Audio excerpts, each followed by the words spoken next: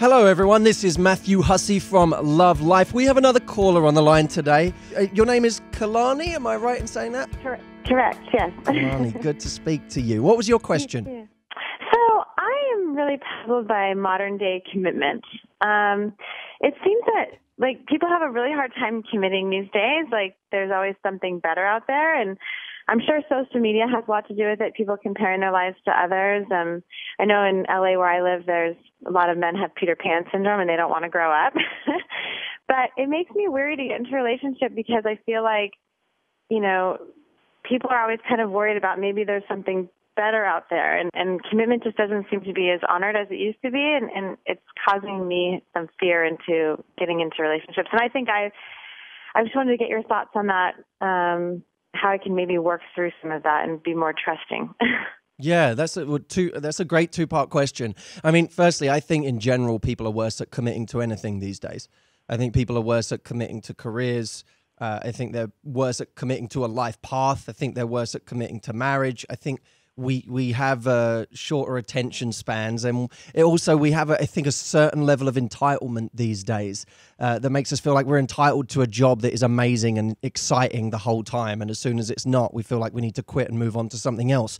I think we feel like we're entitled to a relationship that isn't any work, that's supposed to be easy, and then as soon as it's not, we start looking for the next thing. And not to mention, if you live in a place like LA, and people in London or New York or many major cities will all relate to this, you do face a lot of people with a lot of different options, and everything is, in a city like this, it's everything all the time.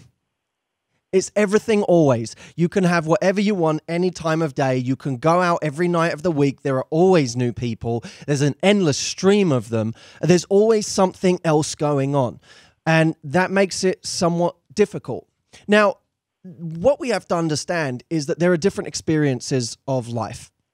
There's the experience, for example, of going out and sleeping with multiple people and having a kind of roster of people on the go that you enjoy, and you're just seeing where that takes you, and you have all the variety that comes with that. Then you have the experience, which is being with one person and sharing your day with them and finding out how they are when they get home and telling them how you are when you get home. And, you go and do something with that person, and you can really relate to them because you know them. You share your news with them, and you want to share your news because they know how hard you worked for that promotion that you're now excited about, unlike the person you met last week who doesn't care. There's a different experience. People grow, and as they mature, or hopefully mature, not every guy does, but as they mature, they start to have they value experiences differently. Some people go through their lives and they begin to truly value that sense of real meaning and connection that comes with being with one person. Other people, by the way, never get to that stage. I truly believe that that's the minority. I think that most people actually get to a point where they want more meaning in their lives. That's very good to hear, because that's kind of what I was wondering is, how as things have changed, when I think of my parents in the 60s or whatever, it was such a natural thing to commit to somebody, and that's what you did. And now it seems more unnatural to do that because, divorce is prevalent and things. But I think, like you're saying, inherently maybe in humans, people ultimately do want a quality experience. And so it's like a maturity thing then. It is. And here's where the results get skewed, because I think that most guys will get to a point where they want more meaning, with the minority never wanting more meaning or having some sort of problem internally that stops them from accessing that part of themselves. Here's where the results get skewed.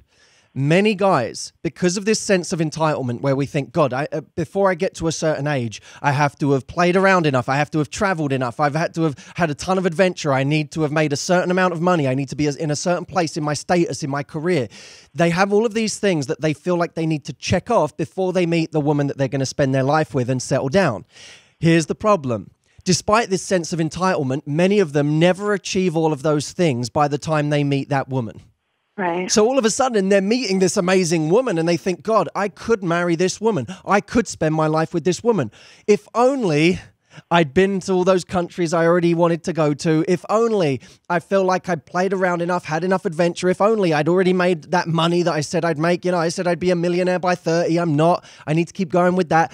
They have all of these things that they feel like they haven't done yet when they meet that person. And all of a sudden, they find themselves sabotaging a relationship, not because the relationship's wrong, but because they feel like they haven't arrived at that place in their life just yet. That is so profound and is, I think, so true. Yeah, it's tough. It's very, very tough. Yeah. So it's tough. Here's the key. The key isn't about trusting more. I think the idea of trust is actually misguided in many cases. The onus isn't on you to just trust people blindly. That's dumb. Right. That's what ends up with you being murdered in a dark alley somewhere. It's just, I just trust everyone, right? You don't just trust people.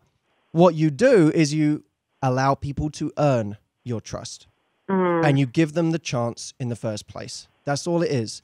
I'm going to allow you to put in that 5% of amount of effort that allows you to get 5% of my trust, then 10% and 15% and so on. That's how any relationship is built. You don't start with the trust, you build the trust.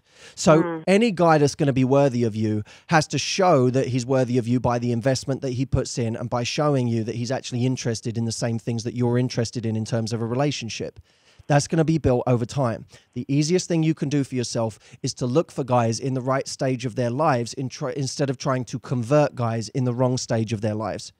So true. If you want to find a guy in the right stage of his life, or you want to find out if a guy is in the right stage of his life, simply ask him the right questions. When you're early on, ask him, are you interested in a relationship at this stage in your life? Or do you feel like you still have more that you want to get out of your system?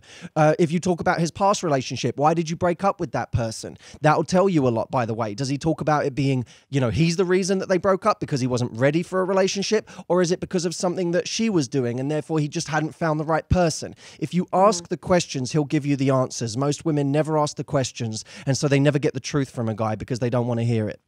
True. That's so true. So just go and be smart about it.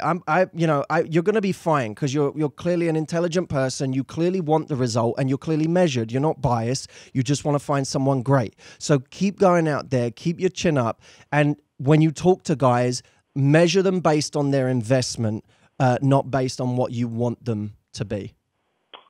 This has been a very, very, very insightful chat with you. I appreciate it so much. You're so welcome. I feel like we covered a lot of ground in a few minutes. You did. Yeah. I appreciate it very much. You're so welcome. Thank you, Khalani. I'll speak to you soon. If you have a question for Love Life, call in 844-204-6288. That's 844-204-MATT. Thank you so much for listening, guys.